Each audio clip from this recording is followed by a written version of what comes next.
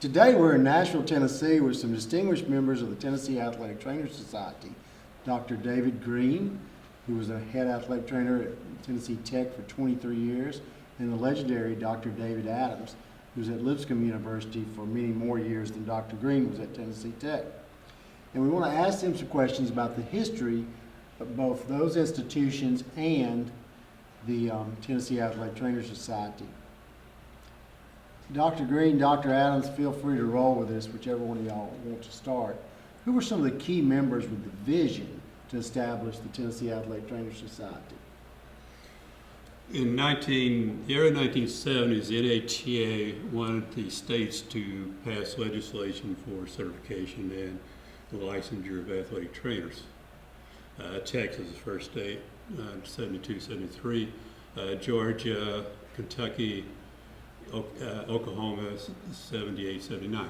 So it's a group of athletic trainers met in Nashville in 1977 and tried to write a bill to provide for certification of athletic trainers. The bill went to the legislature and it had some problems there, it was pulled. Jack Redmond was the host at Vanderbilt, invited the athletic trainers in. Gene Smith, who was the athletic trainer at Memphis State, University of Memphis, was very instrumental in getting things going. He had an assistant trainer named Eddie Cantler who would make a significant contribution in later years. The athletic trainer at UT was T.K. Hall. T.K. Wall. And shortly after 77, Tim Cairn came in with Johnny Majors.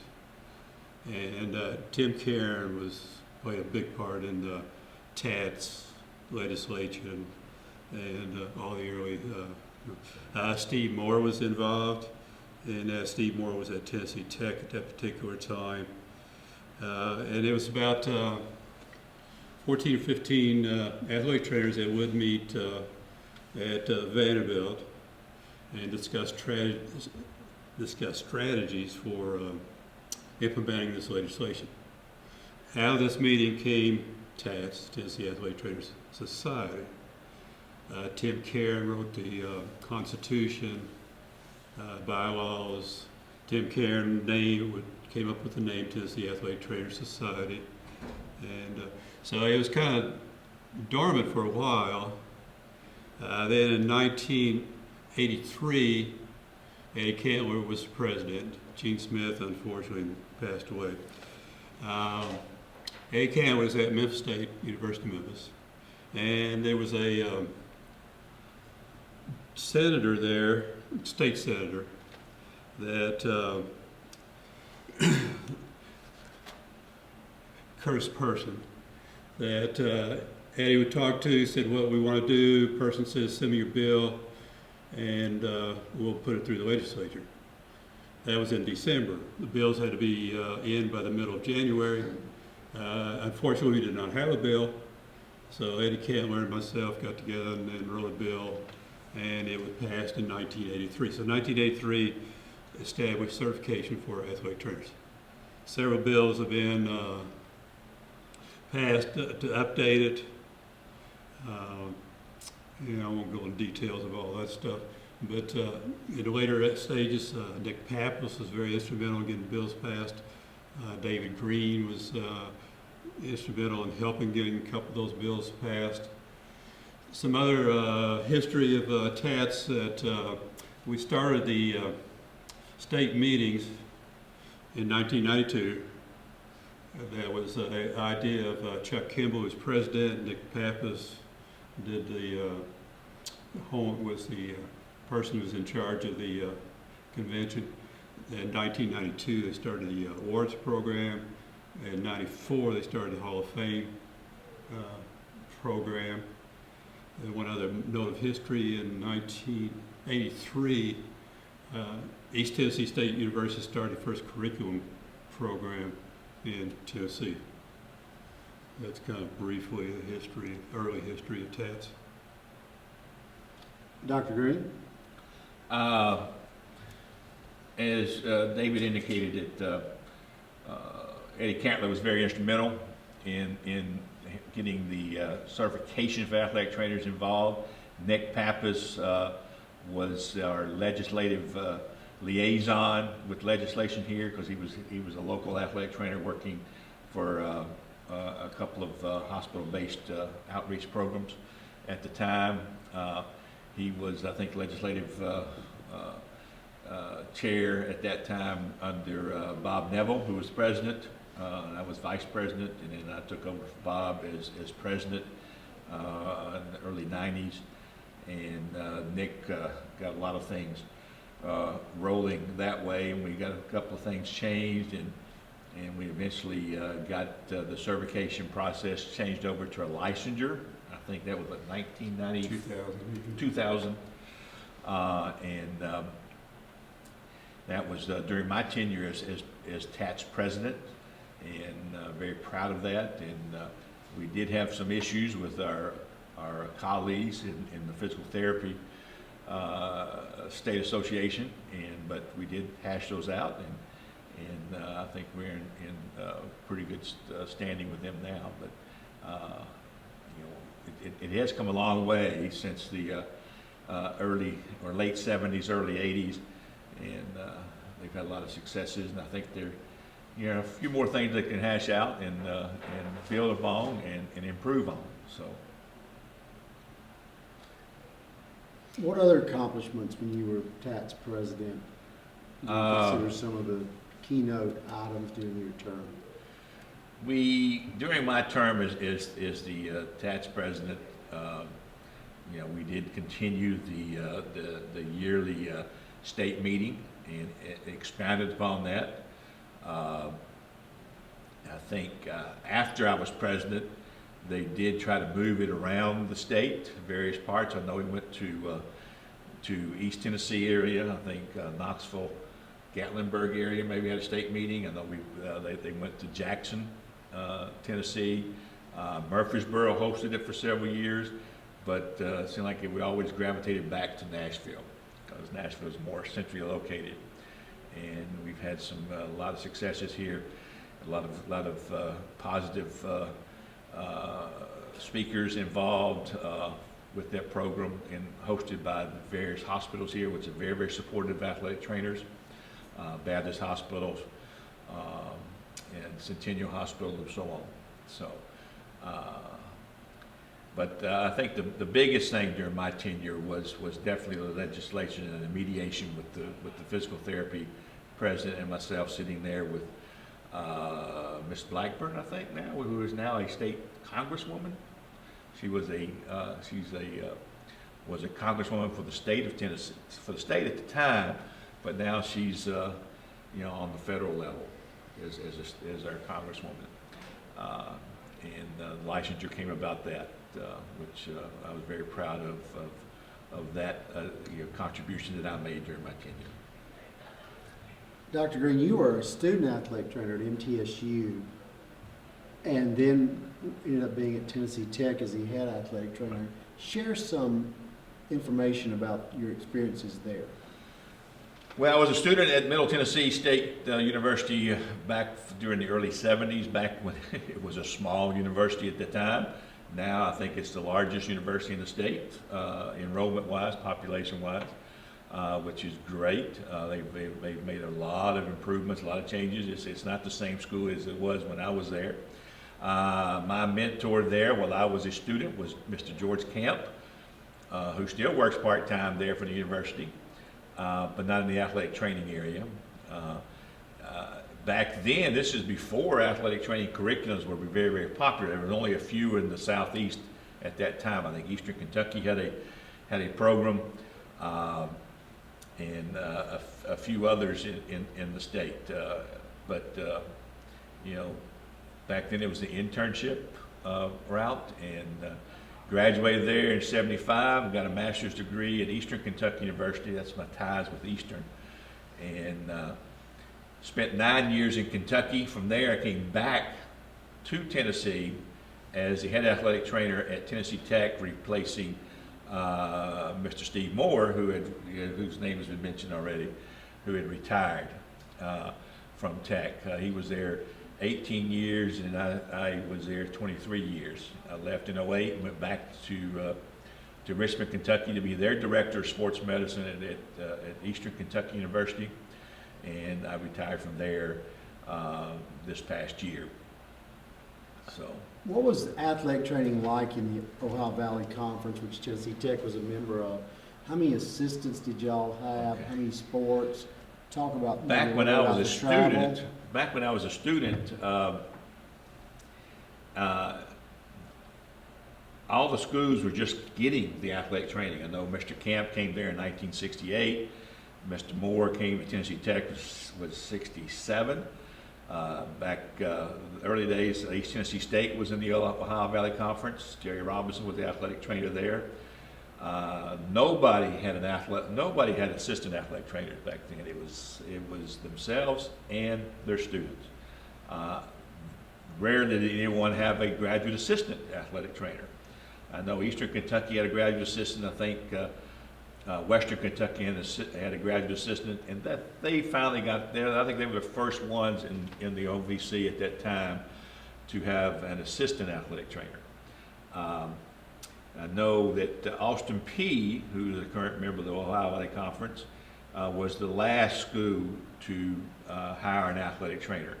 And they hired an athletic trainer in 1975, who happened to be a graduate of Eastern Kentucky University. But they were the last one. So before that time, it was just students, undergraduate students, doing all the work that we all do now. Currently, the OVC has evolved to most places will have at least 2, 3, sometimes 4 or 5 assistant athletic trainers, graduate assistants, and there are several schools in the OVC that has curriculums, undergraduate or graduate curriculums, and all of them are going to graduate programs. I know Murray State's got an undergraduate that's going to transition to a graduate program in athletic training education. Eastern Kentucky is there. I don't think UT Martin has one. Austin Peay does not, but all of them will have graduate assistants and or interns. I know that interns are becoming very popular now for some of the schools who do not have the athletic training education programs. And it has evolved to that. Looking back on it, when I was a student, I know Mr. Kemp had 4 student athletic trainers, and we all traveled as students with athletic teams by our lonesome. We traveled with them, and we were totally in charge of that particular team. I know my experience was with track and field. We all traveled football because of the demand of that particular sport, and we all ended up, I know one individual traveled with basketball team, one individual traveled with baseball team, and then the others did not have the luxury of having somebody going with them, but we as freshmen, sophomores, and juniors all travel with an athletic team. That is you cannot do that nowadays. But of course, this was back 45 years ago. A lot of things have changed. Dr. Adams, I know you were at a small NAIA school at the time, David Lipscomb College, which is now Lipscomb University, and is a Division I school and has 5 certified athletic trainers plus a GA next year. Tell us about the early days at Lipscomb. The early days of Lipscomb was athletic trainer plus teacher. So I got about a third of my load for being athletic trainer and the other 2/3 for teaching. Of course, there's no assistants. But basically, our sports was baseball and basketball. This was before Title IX, so there wasn't any women's sports to speak of, tennis, golf.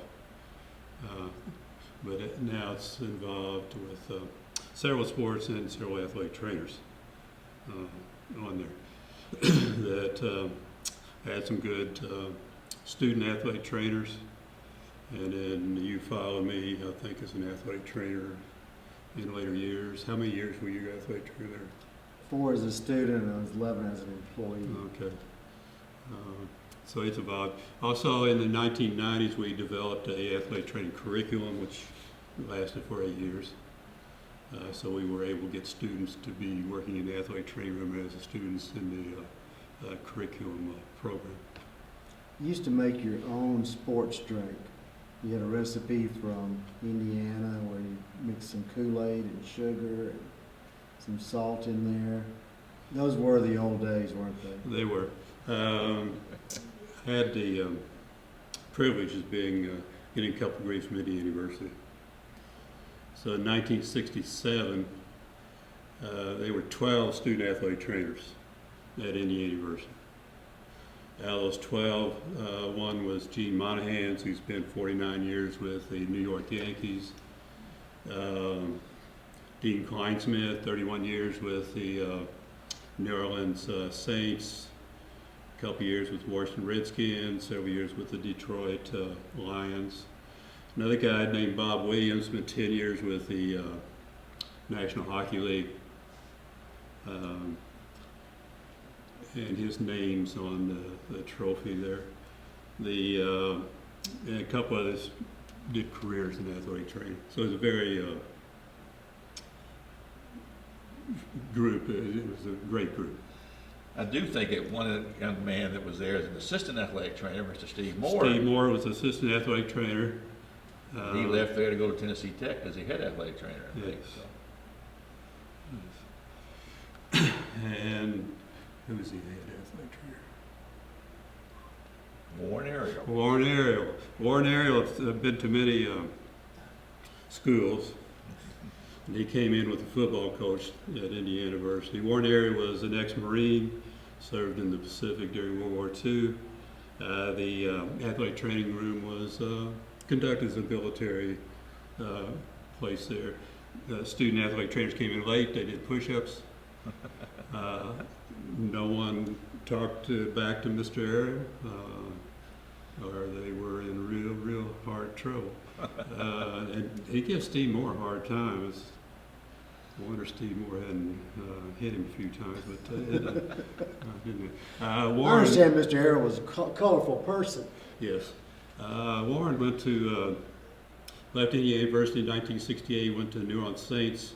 Dean Kleinsmith followed Ariel to the Saints as an assistant trainer, and then Ariel went to the old Houston Oilers, and Dean stayed with the Saints and became the head athletic trainer. Let's talk a little bit about your facilities in the early days at both Tennessee Tech and Lipscomb University. And athletic training rooms have evolved a lot, especially in the last 30, 40 years. And it really was just a room with a whirlpool or two back in the 70s, wasn't it? Oh, yeah. Oh, yeah. A lot of some of my athletic training facilities that I've worked with at Middle Tennessee, taught high school for 3 years. My high school athletic training was very, very sparse. All we had was the whirlpool, and all we had for the whirlpool water stimulating was an outdoor motor that I had to change when I first got there, because I was the first athletic trainer they had. But modalities was very sparse. If you had anything, it was an ultrasound machine, either an old Burdick or an old Medler system. Very rarely do we have any type of electrical stimulation at all. And everything was either, we did have hydrocollator packs, heat packs, and ice. Heat and ice. That was basically all we had at both places, at Middle Tennessee and Tennessee Tech. When I got there at Tennessee Tech, we did have a few E-STEM units, but we did evolve. We had a pretty good equipment budget that they allowed us to buy some certain equipment each year. And a gentleman here locally, I think we all know Ken Van Nita, who was very instrumental in helping a lot of the athletic trainers out in the mid-state area with getting quality equipment to help with our rehab and therapy treatments of our student athletes. I know the early days at Lipscomb, you had to actually walk through the men's locker room to get to the athletic training room. Of course, there weren't many women's sports at that time because Title IX hadn't come about. But Dr. Adams, you also had a very warm athletic training room, I understand. Yes, the hot water heater was in the equipment room adjacent to the athletic training room. And so all the hot water pipes went through the athletic training room, which is very warm. Fortunately, it was a little bit cooler in the wintertime. We had a homemade whirlpool that was, I don't know, it could have been cattle watering trough, I'm not sure. I had a used refrigerator so we could use ice, so it's ice and the whirlpool was about our only two modalities. When I was at Indiana, I also worked under another athletic trainer, Spike Dixon, who's in the Hall of Fame. Spike Dixon was cryotherapy, so he used only ice. So somebody walked through the athletic training room, we headed for the refrigerator because Spike was going to say put ice on it. And Warren Ariel was at the other end of the campus, and he used all heat. So after working with those two people, I'm neither hot nor cold, kind of lukewarm. But Spike had an old electric stimulator, and we did have the ultrasound, which we very rarely use, but it's pretty primitive in the early days. How has the profession changed? Y'all been in the profession 30, 40 years. You've seen a lot of changes. I know concussions on the forefront today. Heat illnesses are more prevalent today, we think. Education has changed tremendously. I know Dave and I came through, it was you learned from your mentor that was there. And then basically there was like 3 textbooks that we used. They had internship, we had 7 required classes. Now the education process has changed tremendously. And these young kids now, 10 times more than I know. The only thing they're lacking is experience, and they'll get that with their time in the profession. But the biggest change is education, in my opinion. And athletics have changed a whole lot. It's not the same ball game it used to be. Right. It wasn't unusual for somebody to play 2 sports. That's very unusual now. Yeah. So the athletes are bigger, stronger, faster. More demands on the coaches. You win or you're looking for a new job. So it makes more demands on everybody associated with the athletic trainers. So the athletes are getting much better care than they did 30, 40 years ago. Back then it was you ice it, give them aspirin, and time heal. Now we have to rush time. With that education, there's a lot more research involved. So we're finding out a lot more information about heat-related illnesses you mentioned, concussions.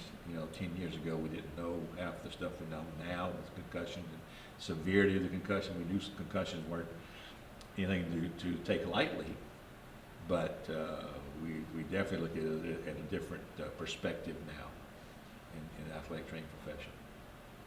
I know we've talked about many athletic trainers that y'all had experiences with in both building the Tennessee Athletic Trainers Society Right. and through your educational process at both Eastern Kentucky, MTSU, and Indiana. Are there some other athletic trainers in the state that have been key players, or physicians or legislatures that we hadn't mentioned? Yeah, I talked about Jack Redden. I mean, not Jack Redden. Joe Warden. Joe Warden was the athletic trainer at Vanderbilt from 1946 to 1985. Never had an assistant athletic trainer. At that time, they didn't have, Peabody wasn't part of it, they didn't have an education program, so they didn't have many student athletic trainers, although they had a couple of athletic trainers. Joe Warden went to, graduated from the University of Texas, and after he graduated he was a Marine, served in South Pacific, and then came to, and in the beginning Jack Redmond didn't have any assistant athletic trainers. So Vanderbilt's had some great athletic trainers over the years, and many of them, several of them, have gone to the pros in different sports. Sandy Sandlin, University of Tennessee, Chattanooga. We've already mentioned Tim Karen, Eugene Knoxville, Eddie Cantler, Eugene Smith. All of them have been very good. George Camp at Middle, Steve Moore. Jeff Daniels, the first athletic trainer at Austin P. Chuck Kimmel, who replaced him. Chuck was an assistant athletic trainer at East Tennessee State when he took the Austin P job. Jerry Robinson, who's probably the first athletic trainer in the OVC at East Tennessee State.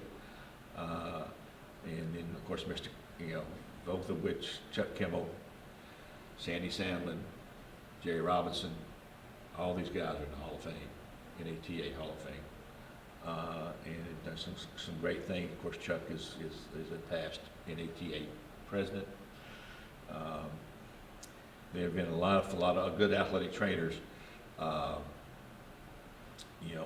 in Tennessee, and there's a lot of good athletic trainers in Tennessee currently.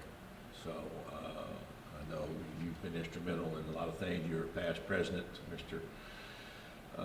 Snoddy. You're a past TATS president, TATS Hall of Fame and so on. So we've got some good athletic people. Let's take a break. I think we're about to run out of tape. Okay. Tape's not the right term, but digital, what do y'all call it? Yes, that's yours. I'll move mine on the other side. That way we can bring that. What other questions? What else you got? We have 7, and I want to kind of throw this one on maybe as 8. What advice would you give younger? Where do you see our profession going in the future, as well as for someone starting out today, what advice would you give them? Learn and gain as much knowledge as you can. Be very flexible in your job selection. Don't be scared to work.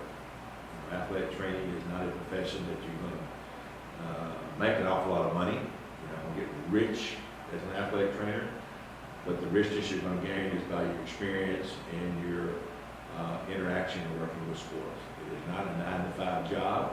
And my biggest thing is just don't be scared to work.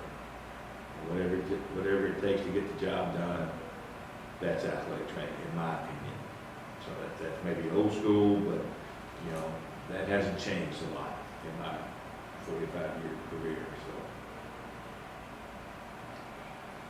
To be athletic trainer, somebody needs to be dedicated to it. They have to love the job.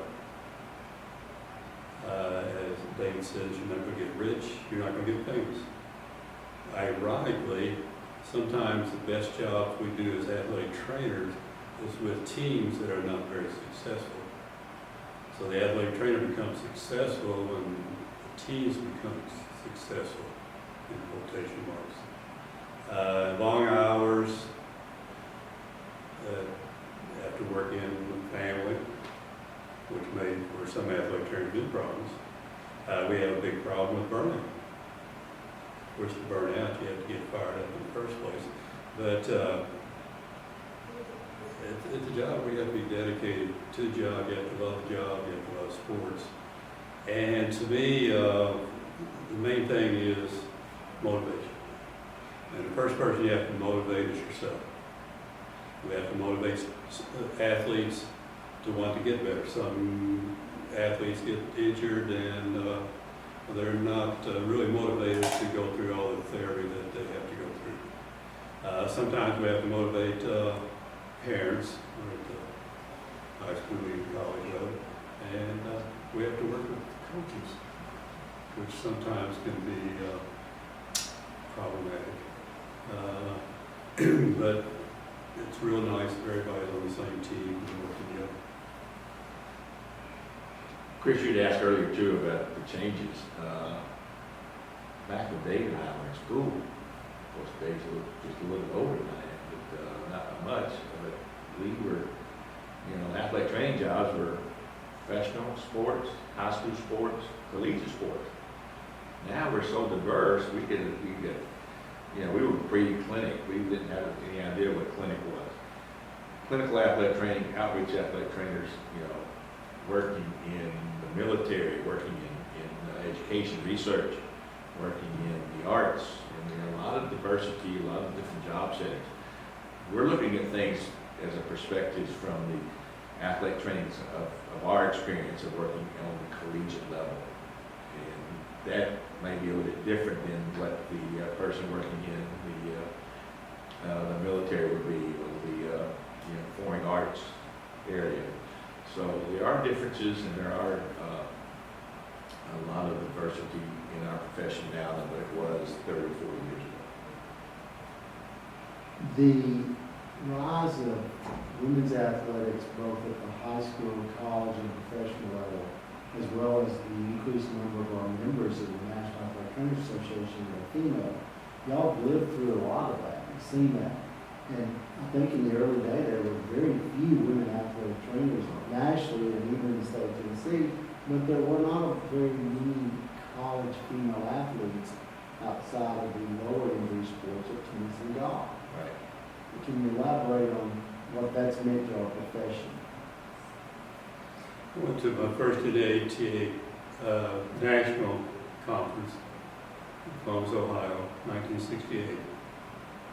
I did not see a female athletic trainer at that national conference. Now, probably over 50% of the people attending are females. So Title IX had a lot to do with that increase of women's sports, so we need an increase of female athletic trainers, also the increase in the number of athletic trainers. And so it's nice at the college level, high school level, to have a female athletic trainer to work with female sports. So there's been a great increase of the number of females into the athletic training program.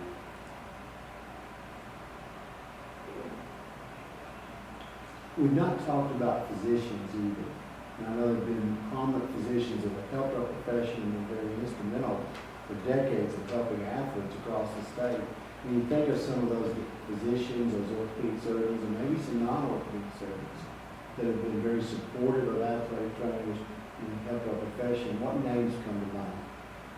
Well, probably the first here in the Middle Tennessee area will be Dr. A. Grant Pinky Lipscomb. He was a Vanderbilt graduate, went on to med school, came back as he finalized, especially was orthopedics, opened up practice here in Nashville, and was Vanderbilt's team physician. He was also team physician for every college within a 100-mile radius. I know when I was a student at Middle Tennessee State University, my freshman year in 1971, he was still our team physician. At that moment, we did not have a orthopedic surgeon in Murfreesboro at that time who wanted to be involved with our athletics there at MTSU. When I went to Tennessee Tech University in 1985, he was our chief orthopedic surgeon. Steve Moore had a relationship with Pinky Lipscomb, and my first 2 years there at Tennessee Tech, we used Dr. Lipscomb. We drove 80 miles twice a week, taking 2 or 3, 4 or 5 student athletes to see him every week. And there was nobody in town that had an interest in Tennessee Tech University. I had to go out and recruit physicians to become that team physician at that time.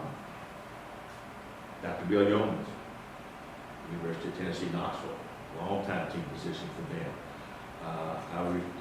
We used him. Cookville being right about the midway point between Nashville and Knoxville, we used both Lipscomb and Yeomans for our orthopedics. And he was there for a long, long time, as well as Dr. Lipscomb was. And I think Dr. Lipscomb was instrumental in starting the first athletic training outreach program in the Middle Tennessee area.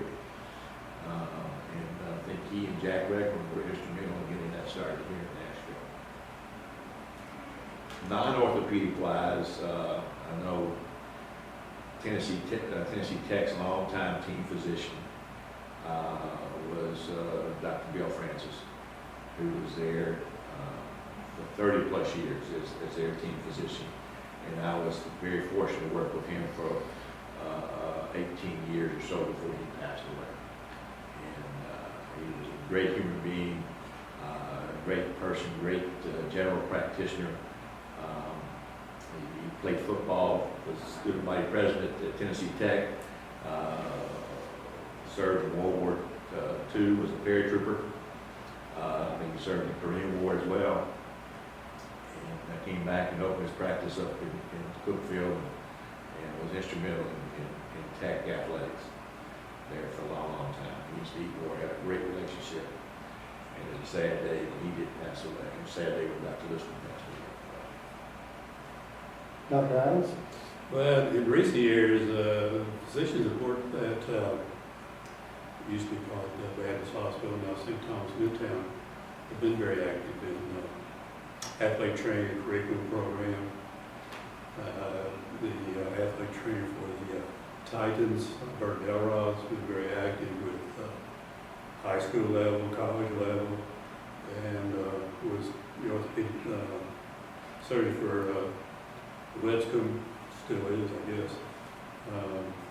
So a lot of the when they went to the clinical programs, we had a lot more physicians get involved with orthopedics and the athletic training programs.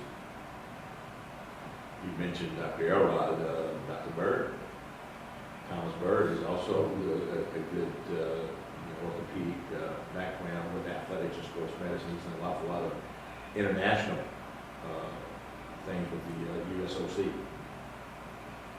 And there's an awful lot of physicians in the Nashville, Middle Tennessee area that have stepped up and done a very good job with the local high schools, local colleges, and so on. Dr. Green, I know you've been involved for many years with the Southeastern Athletic Trainers Association and are finishing up the term as vice president. Share some history of that organization, your involvement with that, and some of the accomplishments during your term, and what role the people from Tennessee have played in SEATA. SEATA is the Southeast Athletic Trainers Association. That's our regional District 9 member of the NATA, National Athletic Trainers Association. And a lot of, I remember going to my first meeting 40 plus years ago, and I have not missed a meeting. And since that time, I was a student at Middle Tennessee State. Mr. Camp got us started early, which I do want to thank him. And we got involved in various opportunities. Both I and Mr. Snoddy both have been, past TATS presidents and been involved with the executive board of the Southeast Athletic Trainers Association, both for a 4-year term. I was involved as the corporate partner planning as chair of that for 20 years and currently vice president. Tennessee has had a big influence there. I know Mr. Doug May has been, was the high school athletic trainer at Macaulay School in Chattanooga. He is past district director of the NATA, of SEATA. He's also NATA Hall of Fame. Mr. Chuck Kimmel, who has been also on the executive board, ended up becoming the district director and ended up becoming an ATA president. So we've had some very strong influences from Tennessee there. Bob Neville, who is a prominent athletic trainer, physical therapist, athletic trainer in the Chattanooga area. He was the president prior to my tenure as president, and he was on the executive board for the 4-year term. So we've had some pretty good influences there. I do know that Nick Pappas was on the board. Joe Ertlejack was all after my tenure. I know Scott Bird is now the current president of TATS and is on the executive board. He does a great job. I've seen that transition as my tenure as vice president there. So we've had some strong leadership from Tennessee sitting on the SEATA board. Steve Moore was Secretary of Treasury for many years. Gene Smith also was active in SEATA Right. earlier.